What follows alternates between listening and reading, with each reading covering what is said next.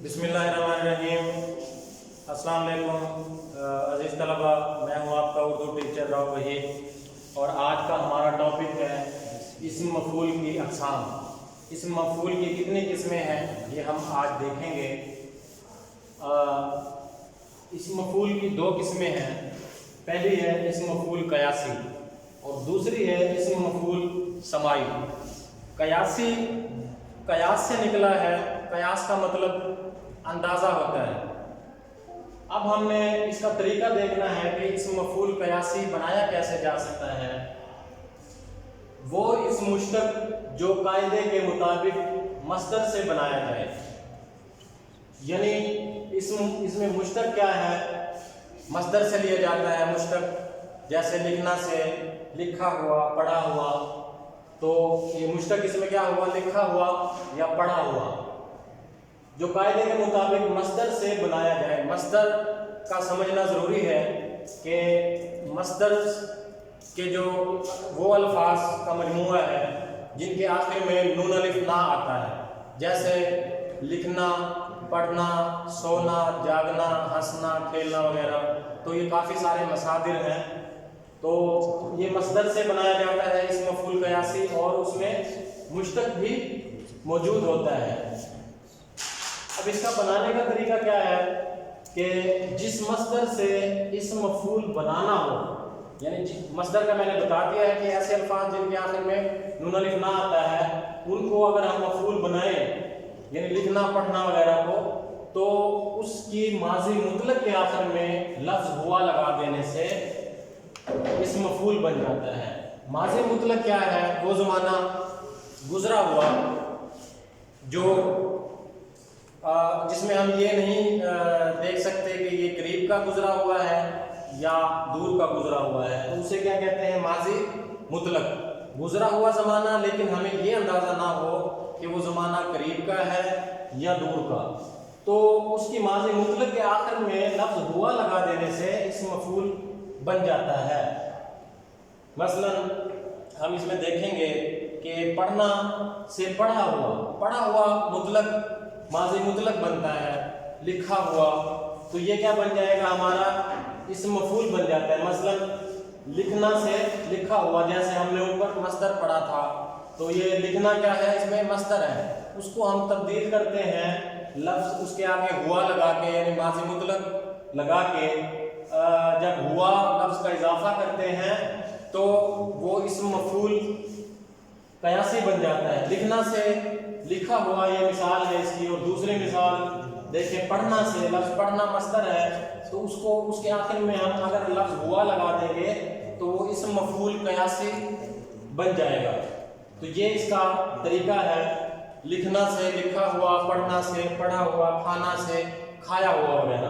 तो ये इस्म मफ़ूल क़यासी हो गया। फिर दूसरा इसका है इस्म मफ़ूल समाई। इस्म मफ़ूल समाई किसे कहते हैं? समाई लफ्ज़ समात से निकला है, जिसका मतलब है सुनना, जिसका मतलब है सुनना। समाई समात से है और सुनना। अब ये जो है तमाम उससे मुख्तलिफ है। कैसे कि वो इसम जो किसी कायदे से ना बनाया जाए, किसी कायदा, ज़ाब्ता या कानून से ना बनाया जाए, बल्कि लेकिन माने इस मफ़ूल के देता हो। मसलन नक्ता लफ्ज़ है, उसके मायने हैं, ब्रैकेट में मैंने लिख दिया है, नक्ता नाक कटा हुआ। कनछिदा एक लफ्ज़ हम बोलते हैं, कनछिदा, कन कान से लिया गया है, और छिदा सुराख हुआ, यानी जिसके कान में सुराख किया गया हो, सुराख किया हुआ, कनछिदा। दुखी सताया हुआ। जाहिर है ये भी मस्दर से ही लिए गए हैं। तो ये 2-3 एग्जाम्पल हैं। और समाई को बेहतरीन समझने का तरीका ये है कि ये कायदे से नहीं बनाए जाते, बल्कि कुछ लफ्ज़ उर्दू में ऐसे हैं हमारे यहाँ जो किसी ज़ाब्ते, कानून या कायदे के तहत नहीं बनाए गए, बल्कि एज इट इज़ हम अपने सीनियर से, बड़ों से सुनते आए हैं और वही हमारी ज़ुबान में रिवाज पा गए हैं। तो ऐसे अल्फाज जो किसी कायदे से तैयार नहीं किए गए, बल्कि हम सुनते आए हैं अपने बड़ों से और वो ज़ुबान का हिस्सा बन गए हैं और रिवाज पा गए हैं, तो कुछ लफ्ज़ ऐसे موجود ہیں ہماری اردو میں، تو ان کو ہم کیا کہیں گے؟ اسم مفعول سمائی، سماعت سے یعنی سنے ہوئے۔ تو نکٹا، کنچدا، دکھی، اور بھی اس میں ہیں چند لفظ ہیں، میں پڑھ کے سنا دیتا ہوں۔ بیاہتا ایک لفظ ہے، بیاہتا، بیاہ ہوا یا شادی شدہ، شادی کی ہوئی یا جس کی شادی ہوئی ہو، بیاہتا۔ ایک ہم جملہ بھی سنتے ہیں، نو بیاہتا دلہن، نئی شادی شدہ دلہن۔ تو یہ بیاہتا یا بیاہتی جو لفظ ہے یہ کیا ہے؟ اسم مفعول سمائی ہے۔ یہ کسی قاعدے کے تحت یہ لفظ نہیں بنا، بلکہ ہم اپنے بڑوں سے، اپنے اساتذہ سے اردو زبان میں سنتے آئے ہیں اور وہی رائج ہو گئے ہیں، رواج پا گئے ہیں۔ اچھا، اسی طرح سے کچھ لفظ جو ہیں فارسی میں بولے جاتے ہیں اسم مفعول سمائی کے حوالے سے، ہماری زبان میں رائج ہیں، اردو میں فارسی کے چند لفظ بولے جاتے ہیں، وہ بھی ہم دیکھتے ہیں۔ یہ صفحہ نمبر ہمارا قواعد کا 6 ہے، صفحہ نمبر پیج نمبر 6، تو اس پر آپ دیکھیں کچھ فارسی کے لفظ میں پڑھوں گا، وہ کیا ہے؟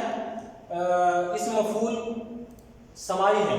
مثلا اندوختہ ایک لفظ ہے، اندوختہ فارسی کا لفظ ہے، اس کا مطلب ہے جمع کیا ہوا۔ آموختہ پڑھا ہوا، یعنی وہ سبق جو پڑھا ہوا ہو اس کو کیا کہتے ہیں؟ آموختہ۔ اندوختہ جمع کیا ہوا، آموختہ پڑھا ہوا۔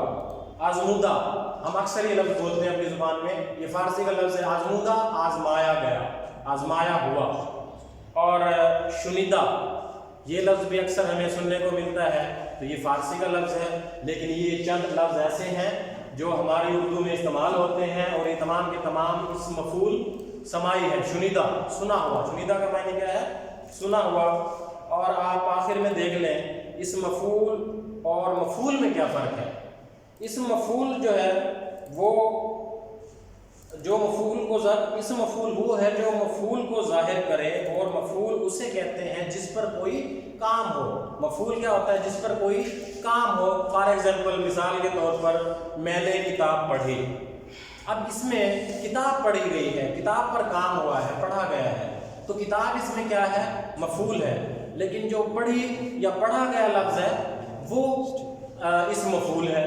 تو یہ ہم نے اس میں فرق دیکھنا ہے۔ دوسرا اس کا کیا ہے کہ اسم مفعول مصدر وغیرہ سے بنایا جاتا ہے، لیکن مفعول بنایا نہیں جاتا۔ مصدر کا جیسے میں نے آپ کو بتایا تھا، وہ الفاظ جن کے آخر میں نون الف نہ آتا ہے، پڑھنا، لکھنا، سونا، جاگنا وغیرہ۔ اس مفعول کو مفعول کی جگہ استعمال کر سکتے ہیں، لیکن مفعول کبھی اس مفعول کی جگہ استعمال نہیں ہو سکتا۔ میں نے لکھا ہوا پڑھا، بچہ پڑھا ہوا بھول گیا۔ ان جملوں میں لکھا ہوا اور پڑھا ہوا دونوں اسم مفعول ہیں جو مفعول کی جگہ استعمال ہوئے ہیں۔ میں نے ابھی بتایا آپ کو کہ مفعول وہ ہے جس پر کوئی کام کیا گیا ہو، اسم مفعول وہ ہے جو کام کیا جاتا ہے۔ تو بیٹا میں نے یہ آج 2 قسمیں اسم مفعول کی بتائی ہیں آپ لوگوں کو، اسم مفعول قیاسی اور سمائی۔ امید ہے آپ کو سمجھ آ گئی ہوگی، اور اگر پھر بھی کوئی ڈیفیکلٹی، کوئی پریشانی آپ کو درپیش ہے تو میرا نمبر آپ کے پاس موجود ہے، واٹس ایپ کی صورت میں آ سکتے ہیں، کال پہ بھی آ سکتے ہیں، اور ہمارا جو ہے لنک موجود ہے یوٹیوب پہ، اس کو آپ دیکھیں گے، اچھی طرح سے سنیں گے، اور واٹس ایپ گروپ میں بھی آپ اس کو ہمارے لیکچر کو دھیان سے سنیں گے، تو امید ہے آپ کو سمجھ آ جائے گی۔ اگر کہیں ایشو آتا ہے، کوئی مسئلہ آتا ہے تو میں حاضر ہوں۔ جزاک اللہ، بہت شکریہ۔